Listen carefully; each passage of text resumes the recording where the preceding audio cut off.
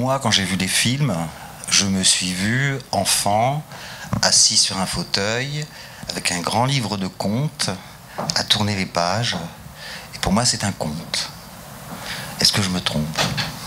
Non, c'est vrai que je l'ai imaginé comme ça, en me disant que j'allais aller faire un film dans une vallée des Alpes, assez profonde, comme ça, un peu isolée, et où j'allais prendre cette histoire de... Donc, moi, le premier truc, c'était le magnétisme, et j'ai rencontré beaucoup de magnétiseurs, et c'était vraiment le truc qui me portait. Et quand est arrivée l'histoire de la femme qui se transforme en loup, je voulais pas du tout en faire une histoire de loup-garou, si vous voulez, comme parce que ça me semblait être quelque chose qui avait été tellement...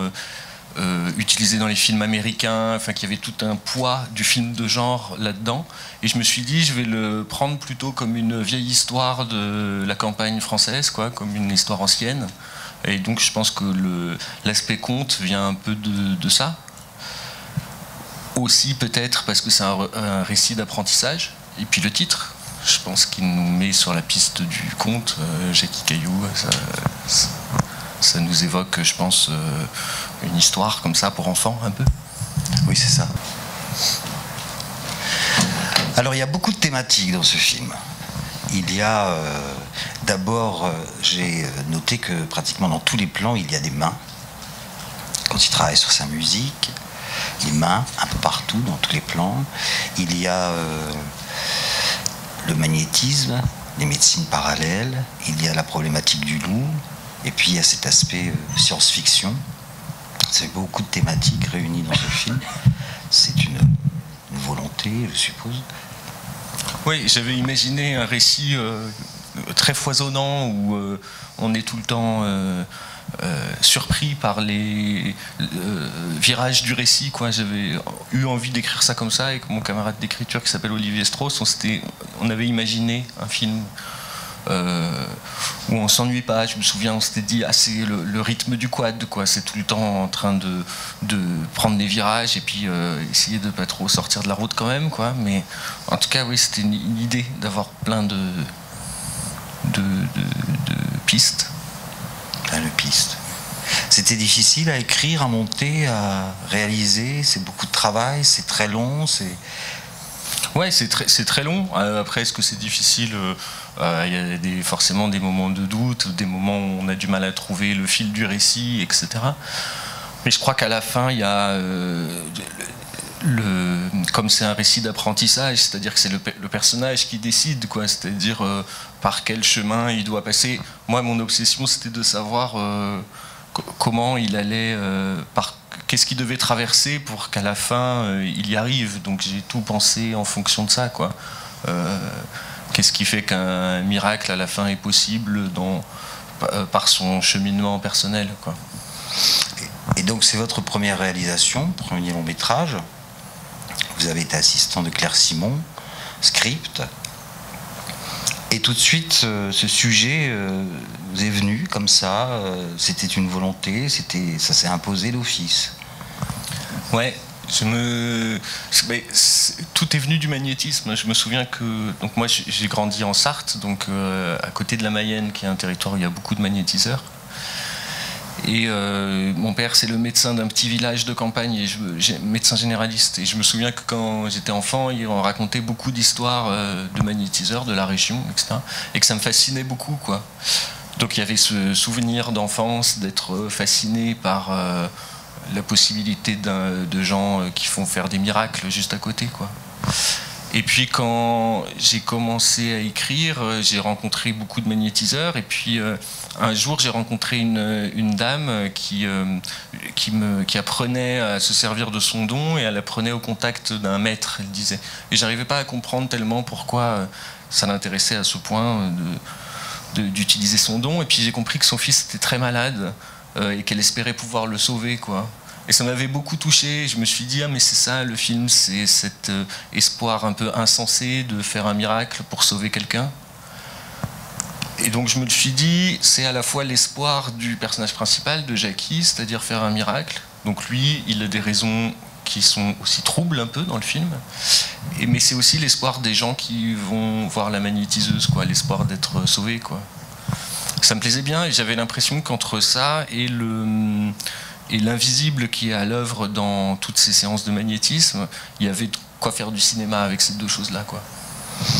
Et la partie Elsa, le loup, est-ce que c'est en corrélation avec la problématique du loup, la grande question du loup dans les campagnes, dans les montagnes, oui, non? Eh ben, le loup, c'est venu pour plusieurs raisons. Je pense que la première, c'était de se dire... Donc Jackie perd sa grand-mère au moment où il vient tout juste d'apprendre à son contact. Et donc il est très démuni et c'était... et assez rapidement, il pense que le don est passé, quoi, parce que quand il voit l'oiseau s'envoler, il pense que sa grand-mère lui fait un signe, quoi, pour lui dire que le don est passé. Et du coup, ça me plaisait bien de le mettre en confrontation avec la pire maladie possible, quoi, quelque chose d'inguérissable. Donc ça, c'était la première idée. La deuxième, c'est que je trouvais ça très beau sur ce que ça raconte d'Elsa, quoi, c'est-à-dire... Jackie, à un moment, il devient complètement obsessionnel sur sa recherche d'une preuve, il a bien le don, il est capable de sauver des gens, etc. Quelqu'un m'a dit, il a le complexe du sauveur, quelque chose comme ça, quoi. Et j'aimais bien que... bon, il devient tellement obsessionnel qu'il l'enferme, il met tout le monde en danger, etc. Et j'aimais bien qu'en face, sa patiente, elle lui dise à un moment, mais en fait, moi, je suis bien comme ça, et que lui soit incapable de l'entendre. Par son orgueil, quoi. Et je trouvais que ça racontait quelque chose d'assez beau sur elle, sur une sorte de volonté d'émancipation, parce qu'elle est présentée au début comme elle arrive avec son père parle à sa place, c'est comme ça la fille de bonne famille et tout, et que tout d'un coup elle est cette aspiration vers le sauvage, vers assumer un côté sauvage. Je trouvais ça assez beau ce que ça racontait sur elle. Et le loup, ça vient beaucoup de ça. Alors après, l'endroit où j'ai tourné, c'est vraiment un sujet très brûlant, quoi. Quand on y va en voiture, il y a des panneaux avec écrit « Mort au loup » qui sont ensuite barrés. En dessous, il y a écrit « Mort au con ». Donc c'est vraiment un endroit où n'importe quelle discussion au sujet du loup peut dégénérer très vite. Donc j'avais un peu peur de raconter mon scénario au début, je me souviens, parce que j'avais peur qu'ils me prennent pour, je sais pas, un animaliste, comme on dit aujourd'hui, ou un écolo et tout ça. Et en fait, le cinéma, c'est assez universel, et les histoires d'autant plus. Donc la première fois que j'ai raconté mon scénario, c'était à Georges, donc c'est l'éleveur dans le film, l'éleveur de brebis. Et je lui ai dit, donc c'est l'histoire d'amour, et puis la fille se transforme en loup, et lui, comme il est très sentimental, il m'a dit, ah c'est formidable, une histoire d'amour, tout ça, il a adoré, quoi. Donc je me suis dit, bon, en fait, le pouvoir des histoires est beaucoup plus fort que le ressentiment qu'on peut avoir pour tel ou tel sujet de société. Et avoir un premier film qui est sélectionné à Cannes, ça fait quoi? Bah, c'est super pour le film, surtout.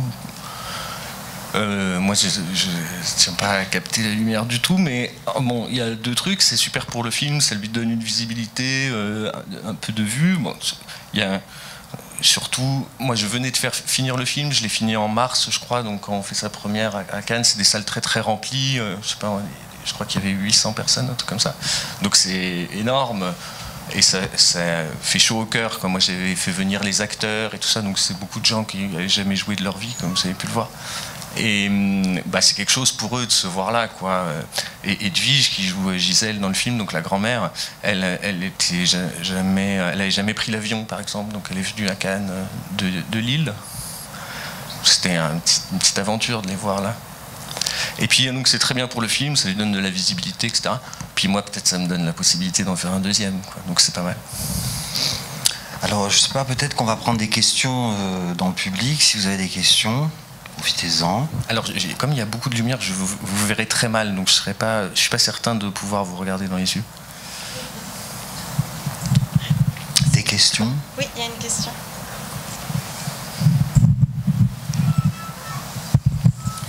Voilà, je voulais savoir. Moi, j'avais donné une interprétation. Je pensais qu'une fois qu'il avait pris un peu plus de confiance en ayant guéri à la fin l'enfant, je pensais qu'il allait guérir aussi Elsa. Donc, c'est pas une bonne interprétation, celle-là. Mais ça, c'est après le film, donc vraiment, je ne peux pas savoir. Je pense que c'est tout à fait possible, comme c'est tout à fait possible de se dire que c'était la dernière fois qu'il se voyait dans cette montagne et qu'ensuite il va retourner chez lui et puis peut-être que parfois il ira écouter le loup hurler dans la montagne en pensant à son histoire d'amour raté, quoi. Je sais pas. C'est pour Jackie Caillou 2, c'est ça? Non, c'est pour vous.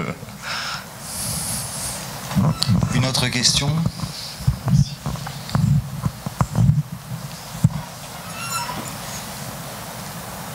Non? Alors, ici. Bonsoir. Je trouve les personnages tous très beaux. Je me posais la question du casting pour les trouver. Est-ce que ça a été compliqué ou c'est tous les gens du village je dirais, peuvent faire ce film? Non, c'était un petit peu plus compliqué que ça. Alors, il y a 2 acteurs dans le film. Donc, il y a Lou Lampros qui joue Elsa. C'est une actrice qui a déjà joué dans plusieurs films. Enfin, une jeune actrice, mais une actrice. Elle a joué dans plusieurs films et puis de plus en plus, je pense, dans les années à venir. Et celui qui joue son père, c'est Jean-Louis Couloc. Donc, c'est un acteur qui joue beaucoup au théâtre et que vous avez peut-être vu au cinéma dans Lady Chatterley, qui était sorti il y a un bon moment. Maintenant. C'était le jardinier dans Lady Chatterley, enfin le jardinier, le garde-chasse peut-être. Et sinon, donc c'est que des acteurs non professionnels. Donc Thomas qui joue Jackie, il est musicien. Je l'ai rencontré dans un bar à Marseille, alors que je désespérais de ne pas trouver l'acteur principal de mon film. Je suis rentré dans un bar et il jouait de la musique que personne n'écoutait. Tout le monde était dehors en train de boire des coups.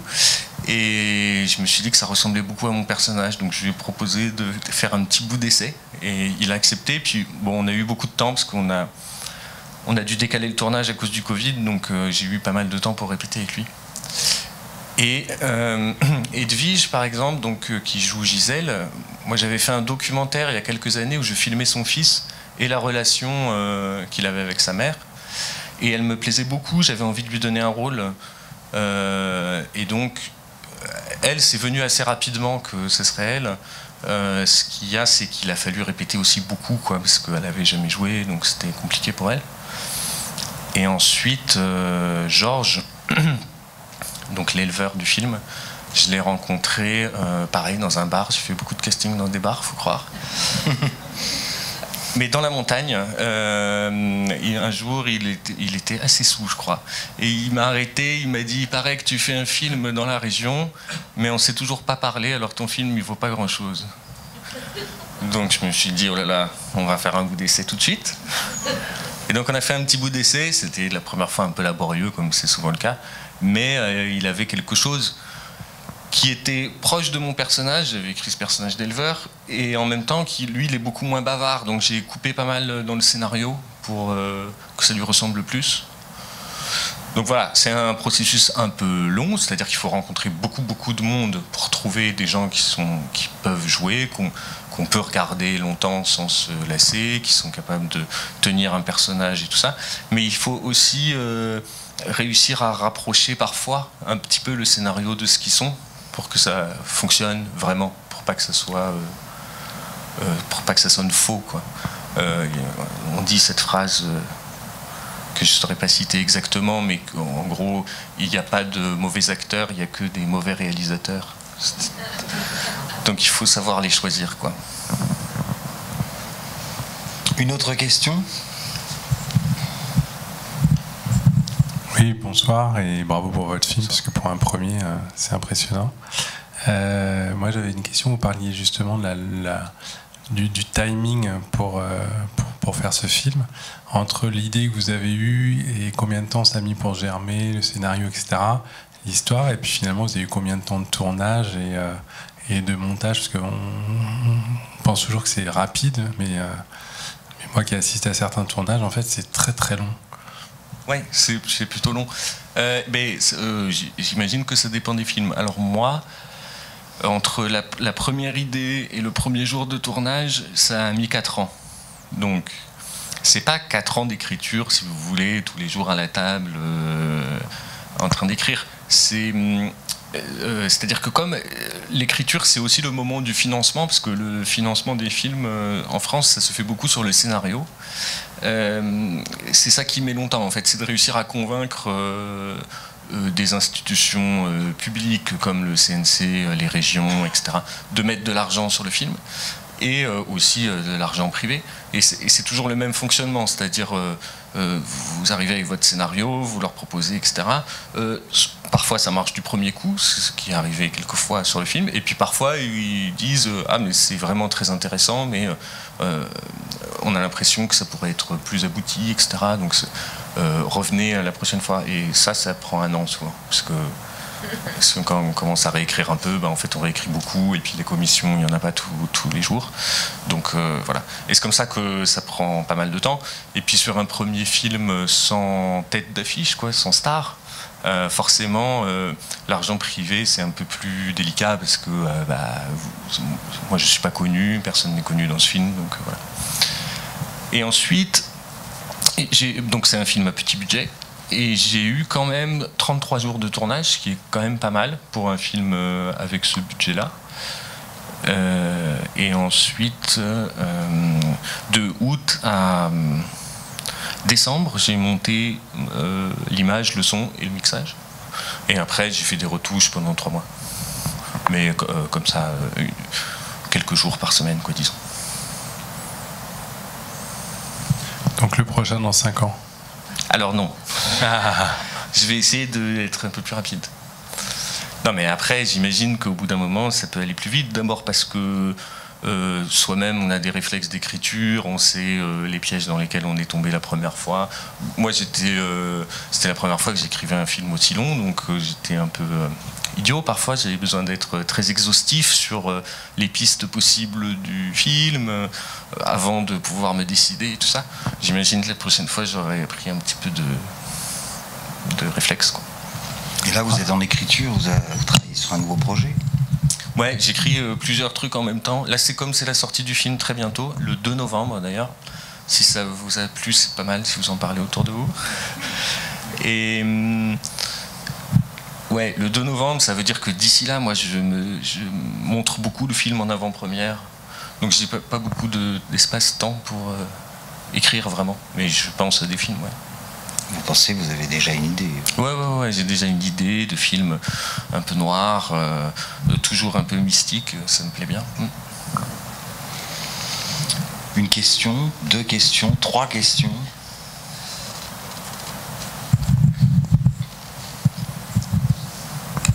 Bonsoir. J'avais une question par rapport au costume de la guérisseuse. J'ai fait un parallèle avec les guérisseurs amérindiens. Est-ce que c'était voulu? Ouais, alors mon idée par rapport à la figure du magnétiseur, au décor, au costume, même à l'attitude, c'était de mélanger les signes. C'était donc elle récite le Notre Père, mais d'un autre côté il y a des signes un peu païens comme ce foie cru. Là on pourrait croire que c'est un truc un peu comme manger le cœur de son ennemi ou un truc comme ça, quoi. Et puis dans l'accoutrement, c'est vrai, les boucles d'oreilles en plumes, etc. Il y a peut-être des tendances un peu amérindiennes. Et dans la déco, vraiment, les objets et tout ça à l'intérieur de la chambre, c'était pareil. Il y avait des ex-voto de Provence très typiques, et des choses qui viennent d'autres endroits. Il y a même cette tête de cheval là au milieu de l'escalier, machin. Ouais, c'était de mélanger un peu toutes ces pistes-là, comme j'ai pu le voir moi parfois quand j'ai rencontré des magnétiseurs. J'aimais bien que ce soit très hétérogène, pour éviter de la fixer dans une spiritualité bien précise, quoi. Parce que si vous voulez, moi quand j'ai rencontré des magnétiseurs, j'en ai rencontré plein, et il y a quelque chose qui me plaisait plus, c'est quand ils me disaient ça vient d'en haut, ça passe par moi, mais je n'ai pas les mots pour décrire ce qui se passe. Et je trouvais que ce silence-là, il était plus évocateur que des gens, par exemple, qui seraient dans une forme de nouvelle spiritualité et qui ont tout un discours déjà très préparé. Et ça a été tourné dans quelle région exactement? Dans quelle ville? Alors, au-dessus des gorges du Verdon, il y a des petits lacs comme ça, et il y a une ville qui s'appelle Saint-André-les-Alpes, et là il y a 2 vallées. Donc c'est là, c'est entre Saint-André-les-Alpes et Colmar-les-Alpes. Et vous avez fait une projection sur place ensuite? Ouais. Et alors les réactions, c'était comment? Mais c'était extraordinaire cette projection, parce que c'était dans une salle des fêtes, j'ai demandé au cinéma itinérant de venir projeter le film. Et c'est une salle qui fait 130 places, donc il n'y a pas de gradin et tout ça, c'est vraiment une salle des fêtes avec des sièges en plastique.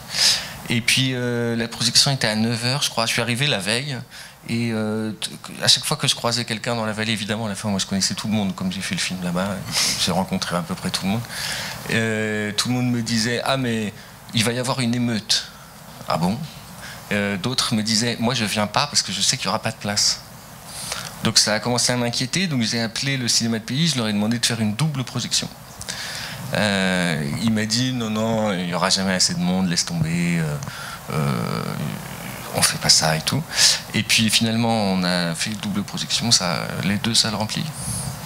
Et ils ont réagi comment, alors tous ces non-professionnels qui ont découvert et qui se sont découverts et qui ont découvert l'histoire? Parce que quand on tourne, on connaît la bribe qu'on joue, mais on n'arrive pas à paramétrer les choses dans la totalité. Alors c'était une séance assez dissipée quand même. C'est-à-dire qu'ils étaient contents de se voir, ils réagissaient beaucoup, ils étaient contents de voir les objets qu'ils nous avaient prêtés, de voir qu'ils apparaissaient dans le film. Donc ça c'était la première fois qu'ils le voyaient. Après certains l'ont vu une 2e fois et ils étaient beaucoup plus sur le film, ils étaient moins concentrés sur l'image et tout ça. Ben non, ils étaient très enthousiastes, évidemment que je montre leur... Mais si vous voulez, je sais pas s'ils sont rentrés dans le film vraiment, quoi. C'est-à-dire, ils étaient pris par le fait de voir leur meilleur ami avec qui ils ont grandi à l'école dans un film, enfin des choses comme ça, quoi, très, je sais pas comment dire, frontales, quoi. Et Jackie Caillou, lui, comment il a réagi pour ça? Mais il adore le film, Jackie, ouais. Enfin, Thomas, ouais, il aime beaucoup le film. Il le défend, il fait pas très bien la promo parce qu'il est très très timide, mais il en parle très bien dans l'intimité. En public, il a beaucoup de mal. Ouais, il est très timide, maladivement timide. Et est-ce qu'après avoir goûté au cinéma, il a envie de... Ouais, je crois qu'il a envie de continuer. Parce que bizarrement, il est très timide, mais devant une caméra, il y arrive, quoi. Il arrive à se mettre dans un rôle, ce qu'il n'arrive pas du tout à faire quand on parle comme ça, par exemple. Il a l'audace des timides. L'audace des timides, exactement. Une autre question?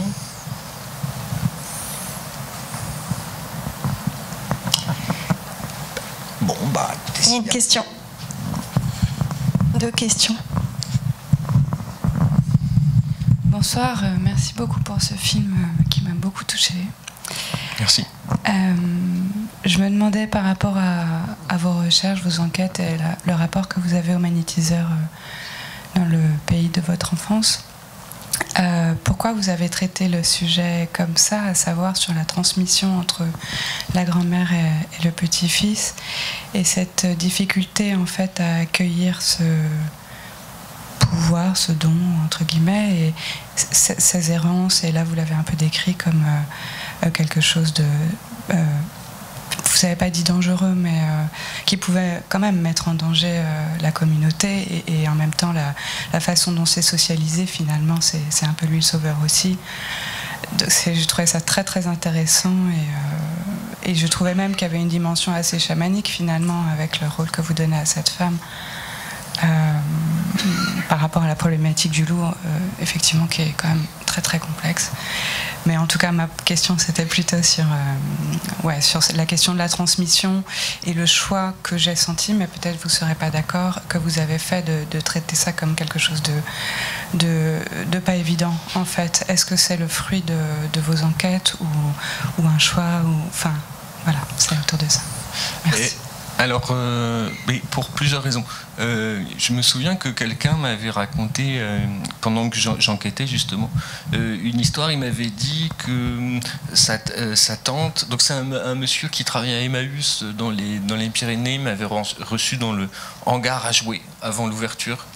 et d'Emmaüs, et il m'avait dit que sa tante avait le don et qu'un jour, quand elle était décédée, il avait dû vider sa maison, et en vidant les livres de sa bibliothèque, il avait trouvé une lettre qui lui était adressée et qui lui disait qu'il allait devenir le magnétiseur de la famille. Cette histoire, elle m'avait touché quand même pas mal, quoi. Je l'imaginais, puisqu'il était jeune, quoi, je l'imaginais reprendre ça comme un sacerdoce, un peu, quoi. Donc je pense que ça avait commencé à m'intriguer. Et ensuite, si vous voulez, ouais, je pense que je me suis dit que n'importe quel héritage est difficile à prendre. Ça, je pense, c'est le cas de tous les héritages, difficiles à porter, on peut être écrasé, etc. Et je pense que dans le cas du magnétisme, il y a forcément la tentation de l'utiliser mal et de se faire du mal. Parce que, si vous voulez, on parle d'un pouvoir sur soi-même, sur les gens. Et donc, comme dans n'importe quel pouvoir, surtout s'il est magique, on peut avoir la tentation d'en faire des mauvaises choses, quoi. Et j'ai l'impression que c'est ce que traverse le personnage, quoi, qui est confronté surtout à son orgueil, hein, dans le film. Enfin, à cette recherche effrénée d'une preuve qui le rend complètement aveugle à son environnement extérieur, quoi. Je ne sais pas si ça répond exactement à votre question, je crois. Une autre question? Non? Oui, là-bas.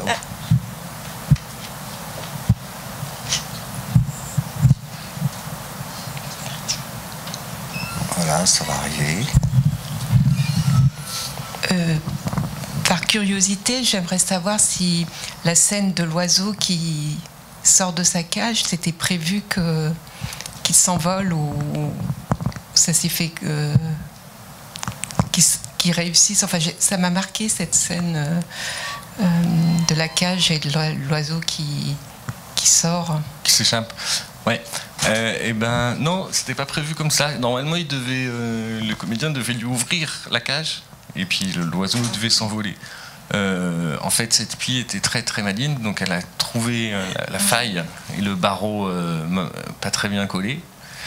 Et donc elle la casse, puis elle s'échappe. Alors c'est pas très bien, le cadreur, celui qui filme, il est un peu surpris à ce moment-là, donc c'est pas, la cage elle est un peu tordue et tout, donc c'est pas très net l'image, mais comme on a la sensation, puis on a le son de l'oiseau qui s'envole et tout, en fait ça me plaisait bien de garder cette prise-là qui est accidentelle, parce que j'ai l'impression que ça raconte, c'est lié à la fin, quoi, c'est-à-dire à Elsa qui décide de partir et que personne ne la libère, en fait. Elle se libère toute seule. Voilà. Donc ça résonnait pour moi, si vous voulez, donc je me suis dit c'est très bien. Une autre question peut-être?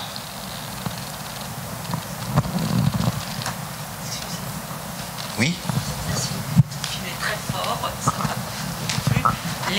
Vous avez utilisé plusieurs loups. C'est pas toujours le même loup. Alors, ils sont très bons acteurs. Je réfléchis à ce que... Non, en fait, il y a un seul loup, mais il y avait un chien-loup sur le tournage, mais on l'a filmé. Mais est-ce que j'ai monté l'image du chien-loup? Je suis pas sûr. Ah si, il y a une image du chien-loup, je crois. Vers la fin du film, quand c'est la battue et que l'animal passe comme ça, là. On le voit au loin passer, je crois que c'est le chien-loup à ce moment-là. Mais sinon, c'est tout le temps un loup. Ouais. Ouais.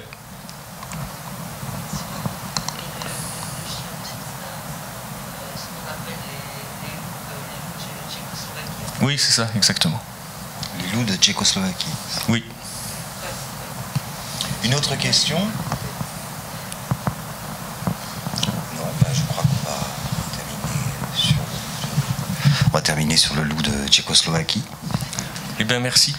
Voilà, moi je voudrais remercier François Delangle pour son film qui s'est inscrit, qui nous a plu et qui a trouvé sa place dans la sélection 2022. Maintenant, on espère vous retrouver avec un autre film. Avec plaisir, merci de m'avoir donné la possibilité de vous montrer. Merci à Atmosphère. Et puis parlez du film autour de vous. Il sort prochainement, c'est combien ? Le 2 novembre. Le 2 novembre, voilà.